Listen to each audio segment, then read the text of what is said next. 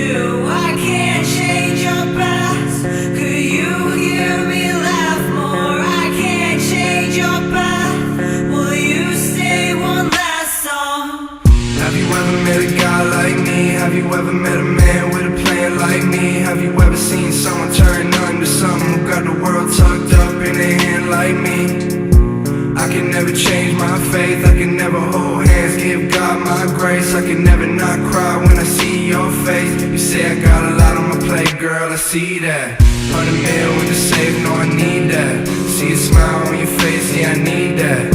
No I'm trying to get the cake that can take me to a place that'll make me feel safe, I don't need that.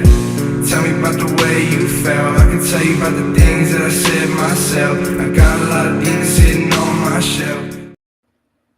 Hi, thank you so much for being here. Hi Corn, hi Chris, yay you made it, I'm so glad. I don't know what time it is where you're at, but I'm so glad you're here. So, I did Jolly already a couple times, but man, I've got a lot to talk about. And this episode particularly, I'm probably going to bounce around a bit because there's just so much. And something that I found really interesting that I was not aware of, and to be fair, I have not read all of Aberration. This is all that I've marked so far of Jolly's name being mentioned. That's a lot of tabs. So that's going to take me some time, but shout out to Dr. Wendy Painting. So I don't know if it's mentioned in her book, but it was mentioned by the Ex-Scientology community specifically that one of these individuals was on the phone with Dr. Jolly West when Waco happened. And Jolly was on the phone with the FBI and the ATF. And apparently, there were a lot of people that actually blamed the Cult Awareness Network for what went down at that time. Now, for those that are in the ex-Scientology community, yes, I am well aware that the Cult Awareness Network was, lost in court against Scientology. I'm aware of that, but this was before that. And I'm going to show you guys, because not only were they involved significantly, according to quite a few people with Waco, they were also involved with Jonestown. So isn't that interesting? I think that that's quite fascinating. And if I get a little perturbed, you'll have to forgive me, but I told you guys from the get-go that I have feelings about Jonestown, but that's because, it was my first, so to speak. So let me get this set up so I can share the screen with you guys, and hopefully I don't get booted today like we did last time. I don't think I'll say anything too naughty, but I don't know. And let me do this pop-out chat really quick so I can see you guys on YouTube. Oh, there's so many people here. Hi, everybody. Yay. Let me pop this out. My bad. Hi Jandon. Hi, Tiffany. Hi, Mad Villain. Hi, Audra. Yay. I love that. Okay, so glad you guys are here. All right, let's do a little test, and if you guys could please let me know in the chat if the screen doesn't share like last time, because that was, hi Core, that was extremely embarrassing watching me just read off of a screen. That is not what I'm trying to do, so please let me know. Now, where do I want to start?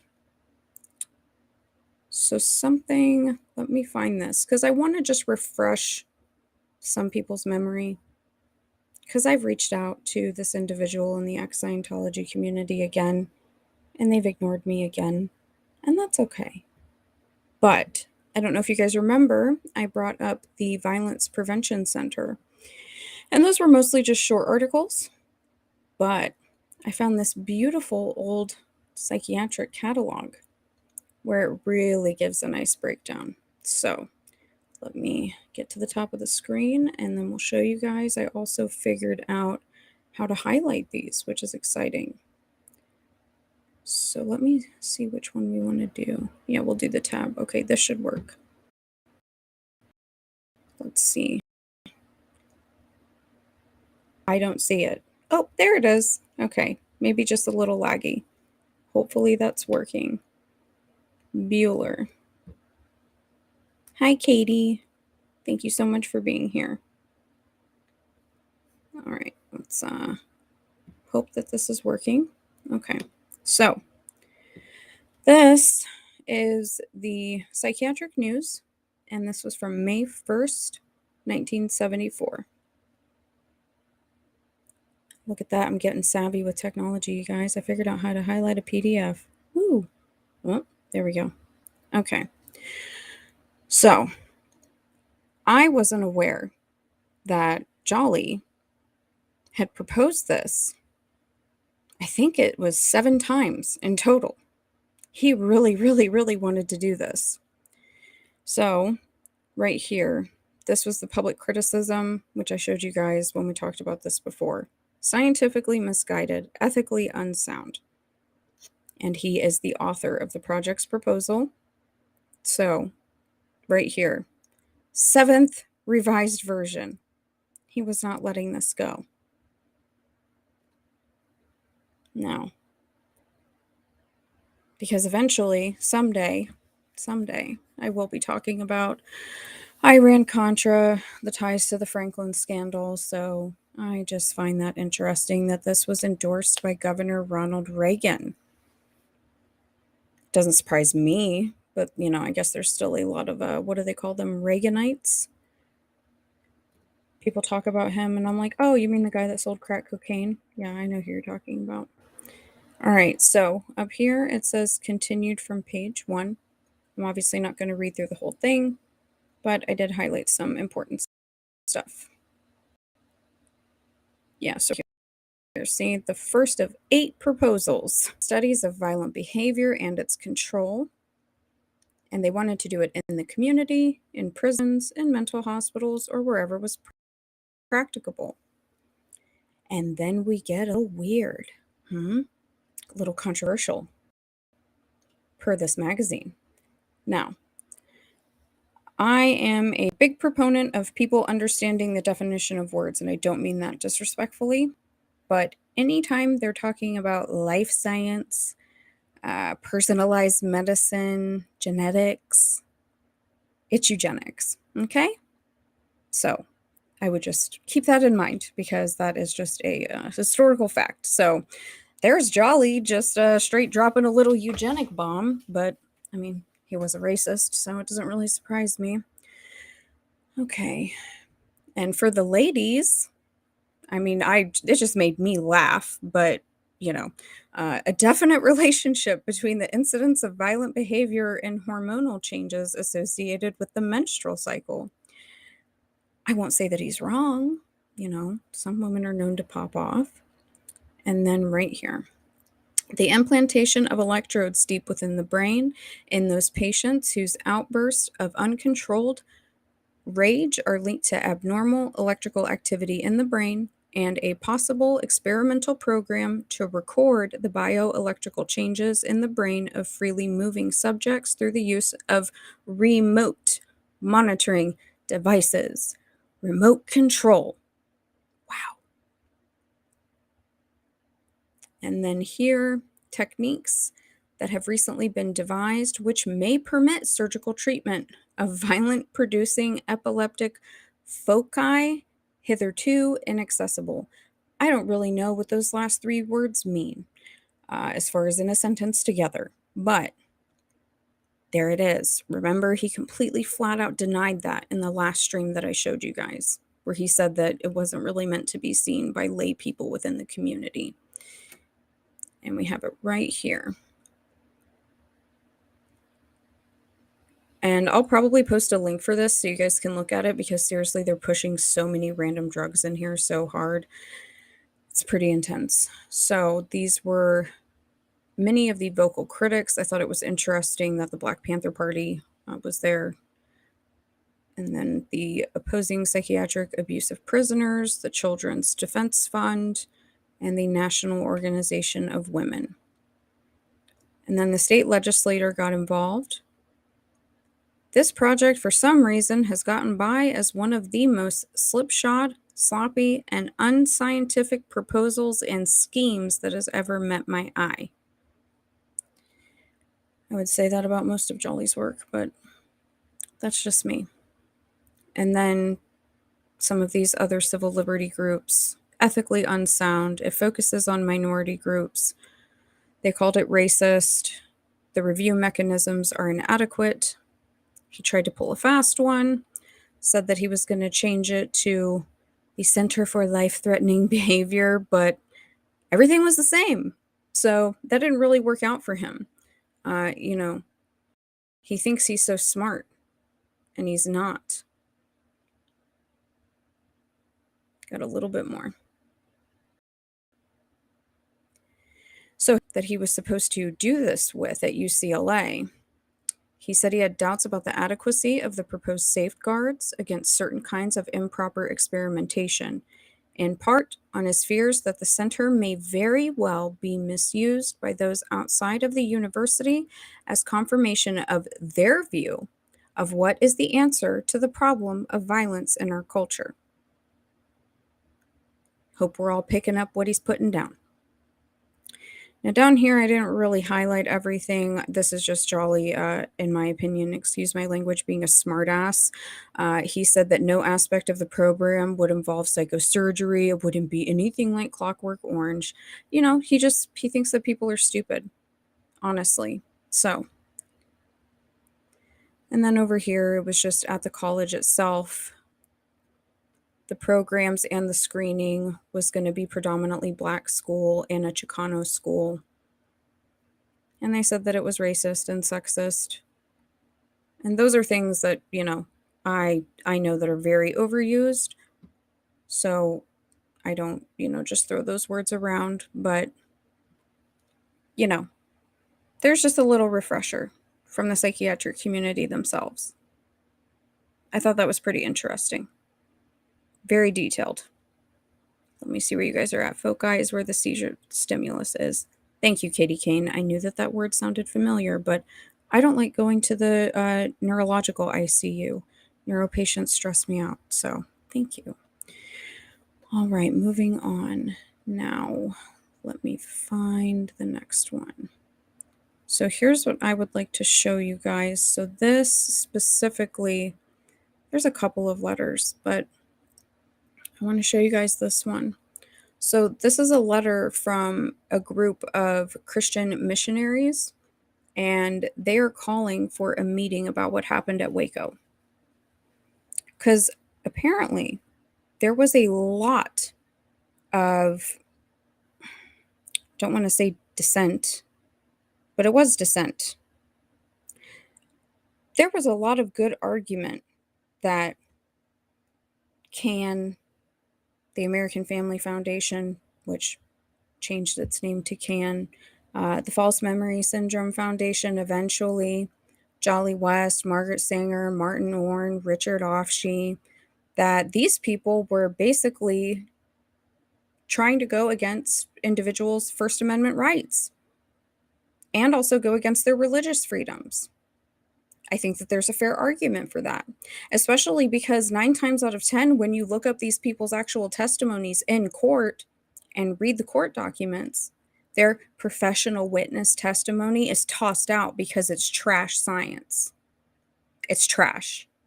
These people are trash. I understand that, they're no longer with us, but they're trash and their resumes are trash. So let me pull this one up and we'll keep going. Okay. All right. Looks like that popped up there. Okay. So I don't believe that this went through, but this is just a sample letter. So August 16th, 1995.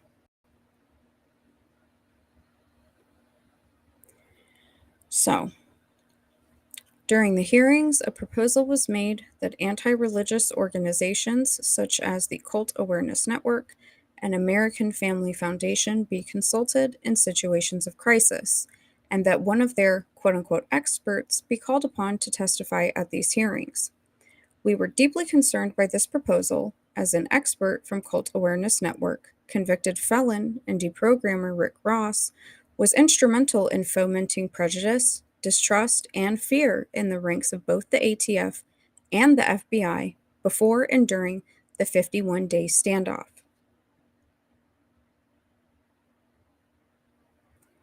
In the words of Dr. Nancy Ammerman, one of the 10 religious experts who participated in the DOJ's review panel on the Waco tragedy, the interview transcripts document that Rick Ross was, in fact, closely involved with both the ATF and the FBI. He also supplied information to the Waco newspaper and talked with the FBI both in early March and in late March. He clearly had the most extensive access to both agencies of any person on the quote-unquote cult expert list, and he was apparently listened to more attentively. In late March, Ross recommended that agents attempt to publicly humiliate Koresh, hoping to drive a wedge between him and his followers. The FBI interview report includes the note that Ross has a personal hatred for all religious cults and would willingly aid law enforcement in an attempt to destroy them. So, I think that kind of lays it out right there. And if you're not familiar with who Rick Ross is, I'm not necessarily going to get into him right now. When I talk about what a fraud Stephen Hassan is, then I absolutely will. And yes, the same Stephen Hassan who uses the bite model. Because again, gotta look at that court testimony. Can't take anybody at their word. It's unfortunate, but the legacy of tragedy that these people have left, and quite frankly, continue to leave, in my opinion, in the psych and cult recovery community cannot be understated. But I'm not going to sit here and rant right now. So let me pull up, because I found something earlier and it kind of blew my mind. I mean, did it? But a little bit. Yeah, it did. Okay. Told you, I'm bouncing around. It is what it is. You guys know what you're getting into when you're here, okay? And I'm so glad that you are. But it's a lot of information to cover. Go buy Aberration in the Heartland of the Real, please. That's where you're going to get your Timothy McVeigh info and more, quite frankly, a lot more. But I'm going to bounce around because, I mean, these people are just everywhere. They're everywhere. Now we're going to look at an old, is this New York Times? Yes, it is. All right, so a brainwashing defense, delving into murky area. So this is from February 17th, 1976. I'm not going to sit here and read all of this, but we've already talked about Patty Hearst, right? We talked about the Symbionese Liberation Army. I talked to you guys about Donald DeFreeze, who was, he learned how to brainwash people from these people when he was at Vacaville. So members of her defense team, because it has been stated, and I feel the need to reiterate this since this doesn't get addressed, it has been stated that Jolly West was an advocate for not giving anyone the death penalty. This is one of the cited reasons. The other cited reason is Jimmy Shaver. I'm not going to get into Jimmy Shaver today, however. You guys are going to read this here, and then you're going to see another really interesting name of an attorney because, yeah. Please tell me that these people were good and that they cared about helping her and that they weren't trying to cover their tracks. All right. Whoop, too far. Members of the defense team, Robert Lifton. I will be getting to him eventually. Jolly West. Martin Orne. Detecting fake testimony. That's his research. That's his claim to fame. Besides torture, actual torture, and sexual abuse of children. Dr. Margaret Sanger. Now, I'm just scrolling through because I'm like, we already went over this, right? No big deal. We're going to keep going. It's a long article, guys. They used to actually do real journalism. Bingo! And look who we have here. Remember how I told you guys Dershowitz wrote in the False Memory Syndrome Foundation's monthly circular? He also helped on the Patty Hearst case. Like, are you kidding me? Are you kidding me? Alan Dershowitz of Harvard, a lawyer who specializes in psychiatric matters and who has assisted Mr. Bailey in this case, said in an interview that coercion had long been accepted as a defense in criminal trials. Really? I don't think that flies for most people, Mr. Dershowitz, but okay. Professor Dershowitz said that there is no clear line drawn between coercive and non-coercive means of changing a person's values. There is clearly a continuum with a wide range of pressures that could be applied. I mean, these people and the audacity. It's the audacity for me, guys. Wow. If you don't know who Alan Dershowitz is, he was a very good friend of Jeffrey Epstein. A very good friend, among other things, and had the same or very similar, or worse, I would say worse, because he has the legal brain, right?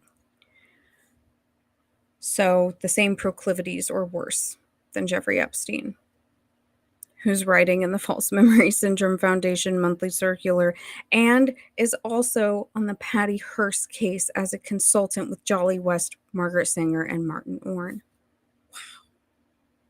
Wow. Nothing ceases to amaze me, you know? All right, what am I going to bounce to next? Let me see. I think I want to show you guys. I don't know if anyone is familiar with the Jonestown Institute, but it is a wonderful resource, and there's some fantastic authors on there. William Branham and the Message, so that cult, a former member who grew up in that cult. He's written a couple really fantastic books about William Branham, as well as Roy Davis, which I believe I think he was the first Grand Wizard of the KKK. And it shows the ties between the Message cult and the KKK. There's some grooming going on with Jim Jones while he's still in Indiana. And then it gets really weird with JFK. So it's truly a riveting tale. But I want to show you guys some work from them because they do fantastic research and they kind of lay out the problems with the Cult Awareness Network. So let me pull it up. And then I'm going to look at the chat after we read some of this. Okay. Alternative considerations of Jonestown and the People's Temple.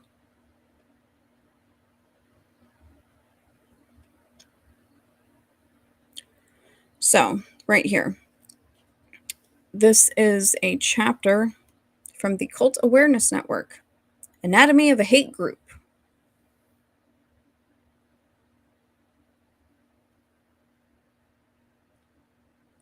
So, this is pointing out here that around the time of Jonestown,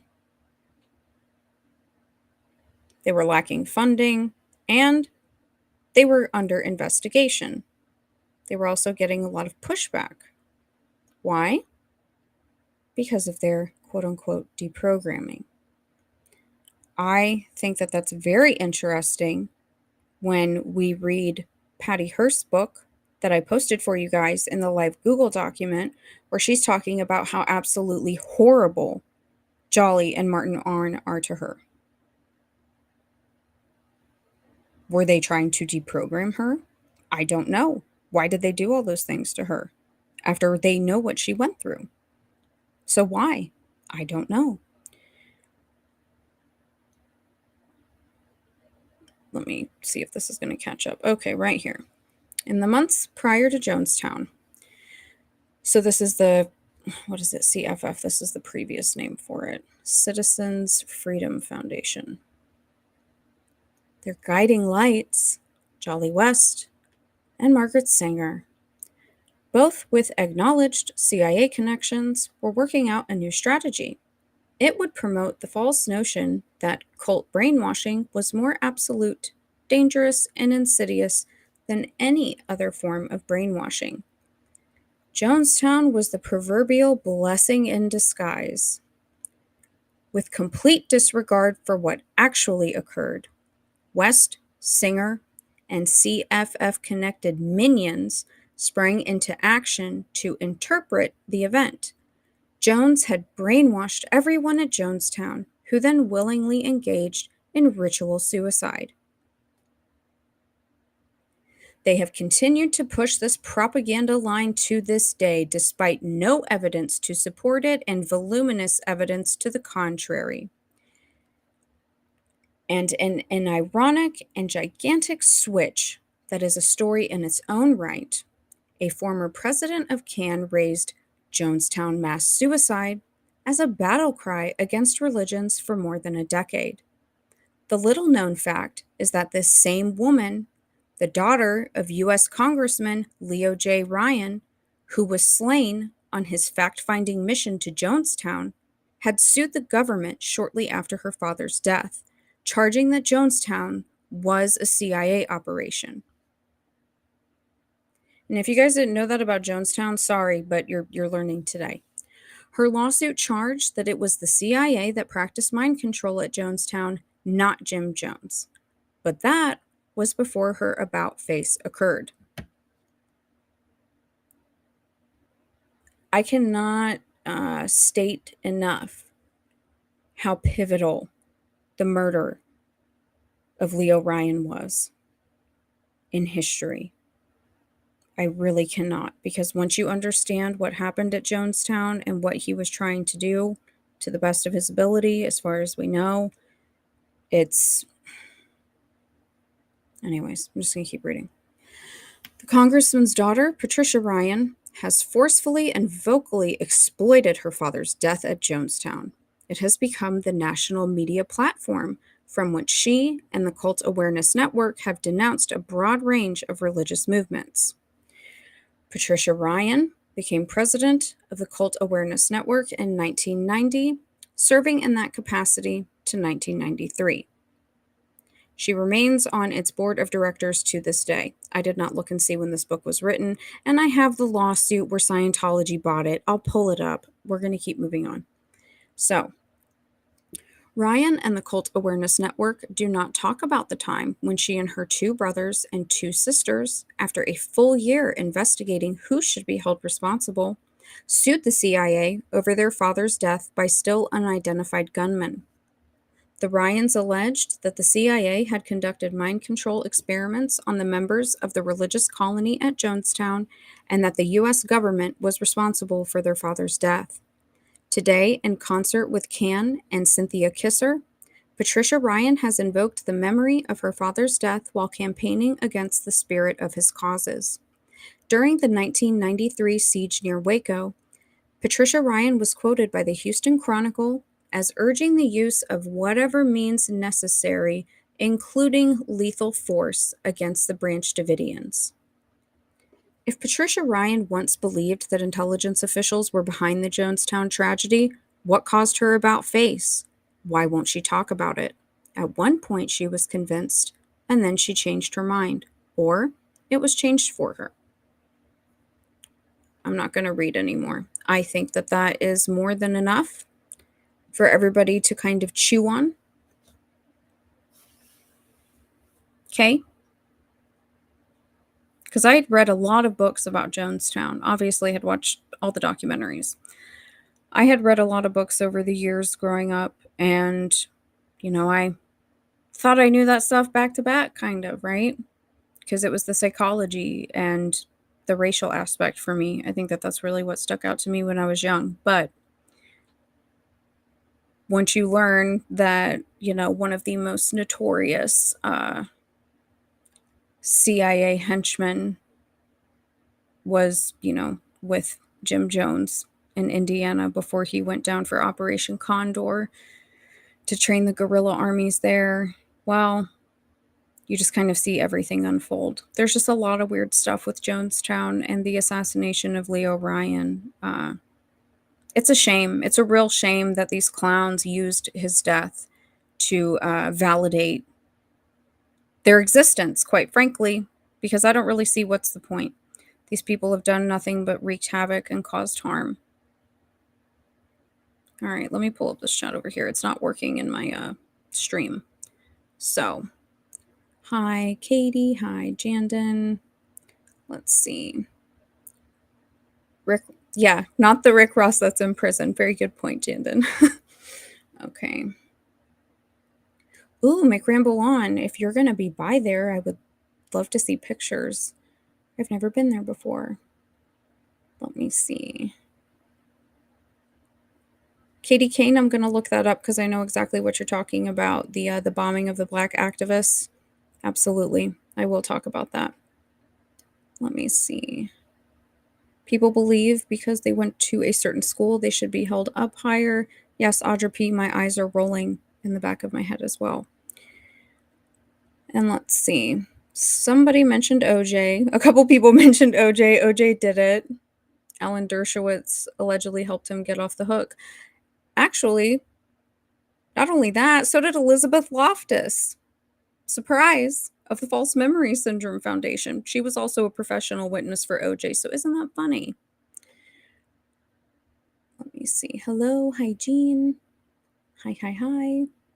Hi, Catherine. Okay. Oh, a whole video about Jonestown. Ooh, McRamble on, you're putting the heat on me. Yeah, of course I'll do it, though.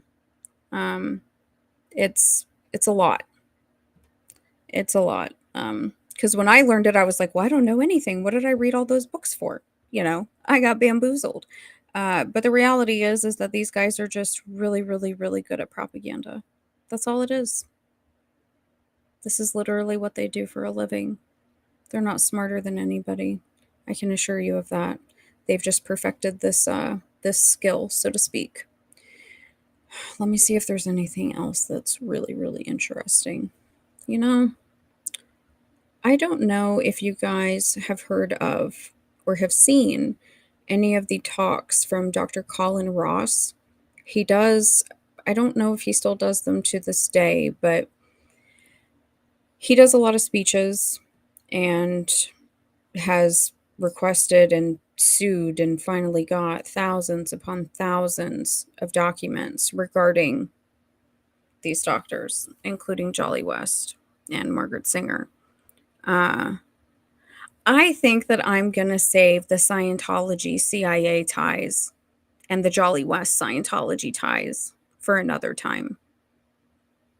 Because I want to talk about that. I really do. Because there's a lot of really weird timing with all of that stuff, specifically with L. Ron Hubbard. So I think I'm going to save that for itself. I don't really want to mesh all of this together because old Lafayette deserves some attention and, quite frankly, a thumbnail. So I'll save that for another day. But I've got a ton of stuff about that. So let me pull up. I'm not going to pull up what Dr. Painting talked about in her book because I really want you guys to go read it. I did find, and I may discuss the lawsuit at another time. There was a lot of weird stuff that Jolly was doing, though, and he was under investigation by the FBI for some money issues regarding Veterans Affairs. And there's a whole ton of testimony about him just discussing how our veterans are basically in a vegetative state. And he also had a very weird, barbaric, demonic, I would say, plan proposal for them. Kind of like the Violence Prevention Center, but a little bit worse. But let me pull up this one article because this one is really fantastic. And I think that this is going to break this down. So this is from, specifically, and I have to watch myself here. This is from the Israeli Parliament. Okay. This is about 30 pages long. I'm not going to read all of it. I'm going to show you guys a couple of things that are very interesting. And then we'll come back to it, because I found a deposition of Miss Margaret Sanger in regards to a couple of deaths. And wouldn't you know it, she kind of reminded me of Sidney Gottlieb during the MK Ultra hearings, where he just couldn't remember anything, even though he was an expert on mind control. No, I don't think that she claimed she had false memory syndrome, but she was having a real tough time, and it didn't really make a lot of sense. And there are some ties to the exact same parliament that I just mentioned 2 seconds ago that I don't really want to overstate, because that's kind of taboo. So let me just pull this up. So this was a expert opinion that was requested. What page am I on? 3. So we'll go back up here. All right. So right here, it's stating that they have been requested regarding the subject of brainwashing, mind control, mental slavery, allegedly used by cults to control their victims, are accepted in the social scientific study of new religious movements. Now see right here. This is why.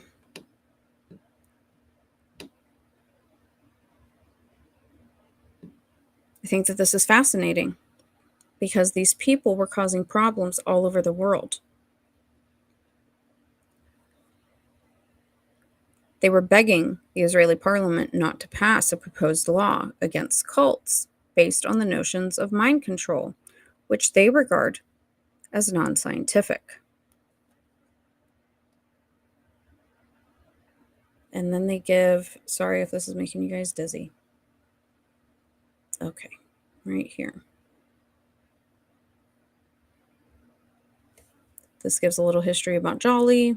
We don't need to beat that into our heads. So, West was instrumental in restricting the application of the theory to quote-unquote non-legitimate or quote-unquote manipulative forms of religion only, i.e. cults, making it more acceptable for the general public. West rarely testified in the courts on the matter of cults, and his epidemiological theory of brainwashing that considered the joining of cults a disease and an epidemic found only limited acceptance.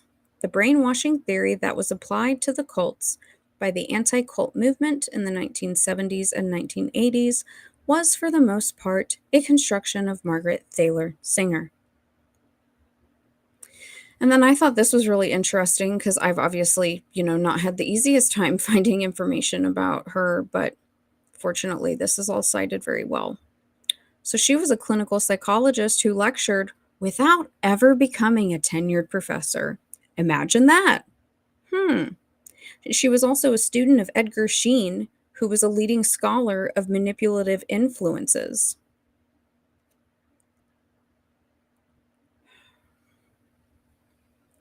And this also fascinates me because, again, I've shown you guys court records. Her testimony gets thrown out. And I think the one time that it didn't, they ended up taking it to the Supreme Court, and then it did.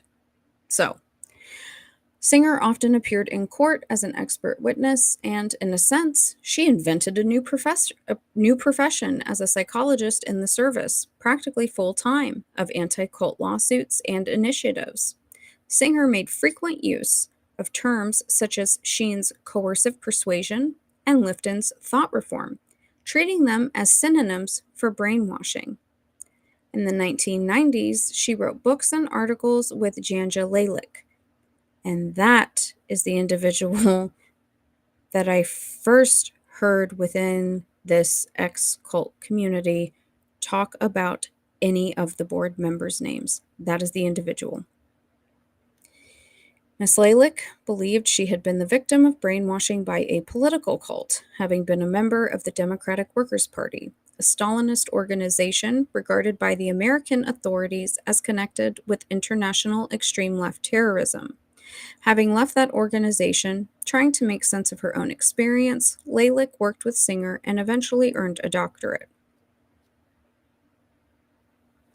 And then she had, I'm not going to sit here and read all of this, but she had a lot of critics. A lot. Including those who were actually respected experts and who have actual track records in court regarding success. And this guy, it's him, Dick Anthony, who is a forensic psychologist. He wrote a landmark article about Margaret Singer and then did a doctoral dissertation about her. And he was often called to testify in court against her, and was in turn one of the key figures in the counter-advocacy movement by those scholars who perceived the activities of Singer and of the anti-cult activists as an abuse of science and a serious threat to religious liberty. These people's entire careers are fraudulent and criminal for the things that they did to children, but I think that we all know that. I'm not going to read all of this, but this breaks down these frameworks that people love to use. These are the things how you know you're in a cult. These are tried and true. No, they're not. No, they're not. Just because these guys are spooks, no, they're not. These things don't hold up in court. They get thrown out. They're non-scientific. They've been rejected within that community, and these people are criminals. But this just shows how it's all trash. It's all trash. And then, she just compares like Catholicism to the Marine Corps. That's one of Margaret Singer's really strong arguments. So I think that that's really fascinating. That's all I have for right now. Let me see what you guys said here. Let me see if any of these are going to pop up. Let me see. Crowded room. Okay, let's see. Sorry, guys, it's not popping up on my thing over here. Older sister got into the Moonies back in the day. Didn't last long, though. Thank goodness, Katie Kane. That's crazy. The Moonies, I think the Moonies are still around. I think they're really popular. I think they're like hardcore Trumpers. I know I've heard that and I've seen it somewhere. I'm 99.3% sure that there's like a hardcore Trump sect. Catholic Mass is a bit like boot camp. I've only been a couple times, but yeah, I don't disagree. Oh my goodness. Don't know why my phone's ringing. Sorry. Okay. Well, guys, that's all I have for today. Sorry if I hyped it up too much, but I just think that that's really interesting. Actually, no, it's not. I have to show you the court case. Because they're going to be like, oh, it was not my Scientology. And so, this is controlled opposition from Scientology.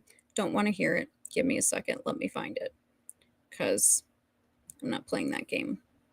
Where are we? Cult Awareness Network versus the Church of Scientology. Let's pull it up. I'm not going to read court records. You guys know I hate doing that. But let me pull this out here. Thank you. Okay. And there we go. Let me make sure and pop up over here. Bingo. Okay. 1996. Order affirmed. And I'm not going to sit here and go through all of this. But blah, blah, blah, blah. Yeah, I know that Scientology bought it, and that's fine. That doesn't change any of the information that I've shared today. That doesn't invalidate any of the information. Just because there's a Scientology hate website that has these people's information on it doesn't mean that it's not true.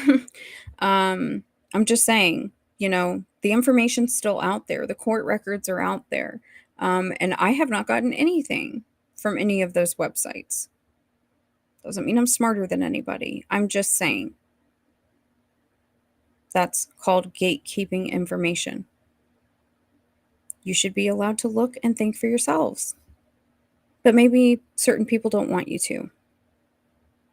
Because I think now that I've shown you guys some of that, and I'll talk about it more. We'll come back. I'm going to come back. But the individual that I've been waiting on a response from, who has waged a PR campaign for the late, great Dr. Louis Jolyon Jolly West, now everyone can see for themselves that this man's entire career was propagated by the CIA. Allegedly. Because we don't have receipts. And I have to say allegedly, right? But those were their words. That Margaret Sanger saved the book from going into bankruptcy, and that Dr. Jolly West wrote the letter of recommendation. I didn't say that. But those are two spooks. Those are also two members of the False Memory Syndrome Foundation's board. So I have a lot of questions.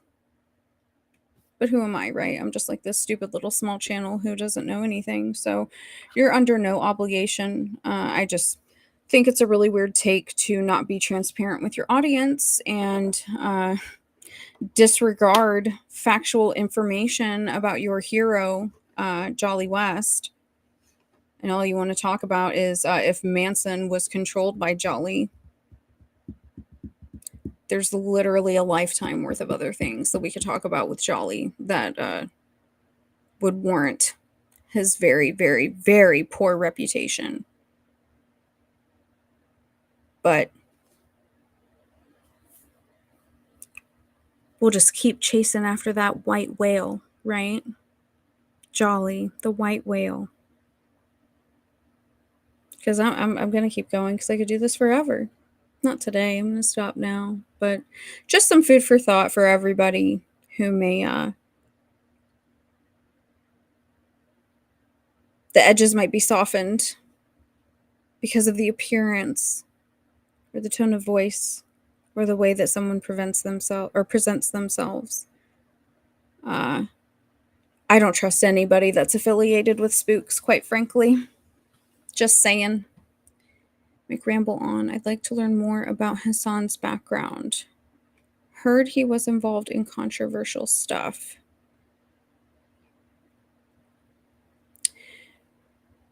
Yes, McRamble on. You want me to do it now? If you're still here, I'll do it now. I don't care if anybody's watching or not. If you're the only person watching, I'll do it now. Reefer madness wasn't sufficient to quell the peace-loving hippie movement. Manson was the answer. Valid point, Katie Kane. I have my very strong feelings about the hippie movement. I definitely think that all of the spree killers was a result of many things. Much that could be traced back to Jolyon West. That they've made mistakes and had a winding round. Just wish people like that would say out loud what they did and why it's wrong, own up to their mistakes in order to warn and raise awareness of people doing the same. Snaps for you, McRamble on. Seriously. I'm not being a smartass. Excuse my language, but seriously. I agree. Maybe I think working with ex-cult survivors, people who I think would be extremely vulnerable, especially psychologically, maybe I hold them to a higher standard because, I don't know, I think you should be transparent. I think that you should let people know that spooks literally put up your entire career. I think that that's really weird. That's a weird thing to leave out. I think that the stuff with Hassan and, Rick Ross, I mean, I think that Rick Ross is not hidden as much, but, it's the presentation of information, maybe the way that one wants it to be presented. So, but what do I know, right? Uh, let me see what I have because I wasn't ready for it, but let me just see what I can find because I have a lot in here. Here we go. This is a lot of stuff. Let me find. This Hassan totally signs off for Rick Ross really early, which, I mean, Rick Ross is a criminal, so I don't really know why. Well, I mean, I think I know why, but let's see. All right. Sorry, guys, I'm just pulling up some of these documents about Rick Ross here first. There's so many court documents about him. Bear with me for one moment.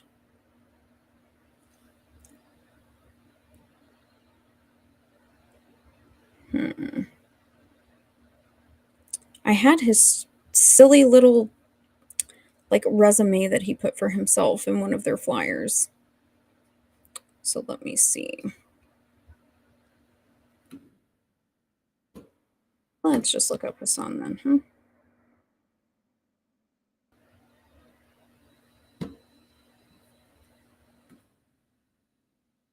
Well, if you guys want to wait, if not, if I see you guys start to dip out, then I will just cover it next time because I wasn't ready. I have literally hundreds of pages of documents in here. But I'm happy to cover it now because I'm not going to sit here and read all of it. Where do we got Hassan at? Fudge. I'll find it. I'll send it to you. I'll cover it. I really wanted to do his own episode. Sorry. I can't find it. Oh, you guys are so sweet. Okay, if you guys are still here in 5 seconds, I'll pull it up. Hold on. I'm sorry because I know I have it.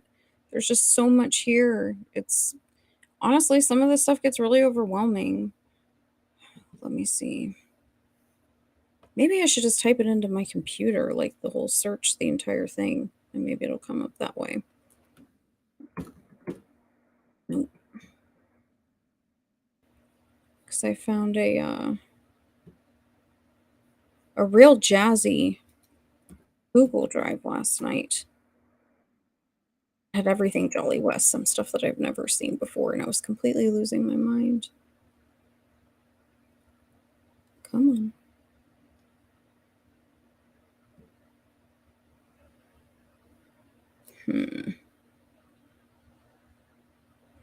Well, I might embarrass myself because I know that it's here, but I'm not ready. Am I ever ready? No.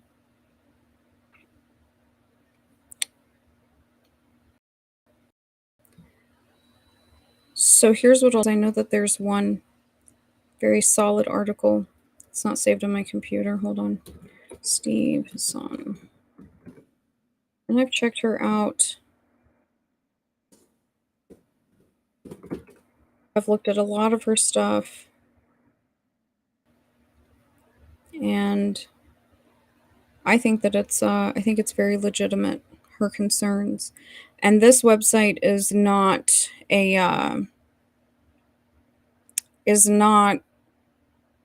what are these? The Ex-Scientology sort of, hit pieces.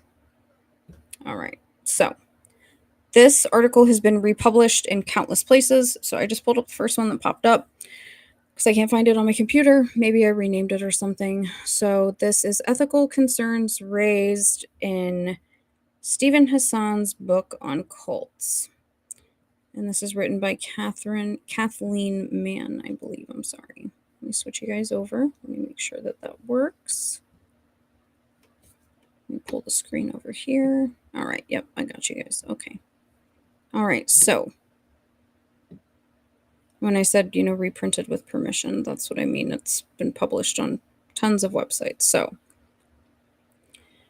Stephen Hassan's latest book, Freedom of Mind, How Ones Leave Controlling People, Cults, and Beliefs, is the latest in what can be seen as a trilogy of sorts, starting with combating mind control in 1988 and then releasing the bonds in 2000. A large portion of the material in his latest book is a verbatim repetition of material from releasing the bonds. In his most recent book, Hassan reports that his sister was the impetus to changing his approach and interaction away from interventions, an activity that Hassan has been involved in for over 30 years. In the preface to this book, Hassan repeats the story of his introduction to and exit from the Unification Church, or the Moonies, and how that exit helped him find his life work of education and liberation from mind control cults. However, it is notable that in his third book, Hassan has greatly expanded his target audience due to what he says is cult activity increasing exponentially and the rise of the internet. Since Hassan maintains a substantial internet presence through his website, it could be argued that he has increased public sensitivity to cults, thereby magnifying the importance of his own solutions, as well as providing a forum where he can extensively promote his own theories and agenda. Cults are on the rise seems to be the theme of this latest book, but there is no proof of this claim. He offers no scientific study or survey with statistics to prove his theory. Wow! Neither can Jolly West or Margaret Sanger. Isn't that incredible? It may be that cults are on a downward turn, or perhaps cults have stayed the same. These possibilities may not help in the marketing and sale of books, but they are two equal possibilities. Of course, none of these statements regarding the growth or decline of cults is based upon scientific evidence. Hassan's theories are not genuinely informative in any factual sense. I'm not going to sit here and read this whole thing. It is important to note within his third book, he has added new ingredients to the definition of a cult. He claims in the first chapter that a cult uses authoritarian leadership, deception, and destructive mind control. The title of his new book now mentions beliefs, but this is not in his definition. It is troubling that a book was supposedly written to educate the public about cults would even enter into the area of beliefs when almost all cult educators and experts don't focus on beliefs, but rather on harmful practices. In fact, it is a myth that cults are solely defined by beliefs. After all, the First Amendment, or Establishment Clause of the United States Constitution, guarantees the freedom of religion, which includes the right to believe whatever you wish. Hassan persists in using the term destructive mind control, which is not a term used in any legal setting, therefore it has no real meaning. Mind control seems quite ominous and rather sensational, but this term does nothing to further the discussion about the dynamics of cults and how they operate. The research done in this area does not mention the term mind control, but uses terms such as undue influence, which express a more precise and exact meaning. And this is kind of my favorite part. And I did look at his Twitter just to, see when I read this a while back. His Twitter handle also can be seen as an interesting example of his problem with defining terms and labels. His Twitter handle is Cult Expert. Being qualified and accepted in a court of law as an expert is typically meaningful proof of expertise. But Mr. Hassan has never provided expert testimony in a court of law. What authority, then, outside of himself, has officially recognized him as an expert concerning cults? For that matter, has an authority officially recognized him as an expert in anything? His latest book, just like the one before it, is self-published. If Mr. Hassan were in fact the #1 exit counselor, surely he could find a publisher. Having a publisher would bring in the much-needed contribution of objective professional editing and perhaps a peer review process, which might have made this a better and more credible book. Now, that's as far as I'm going to go for right now, because I kept you guys here waiting, and I couldn't even find the original article that I wanted.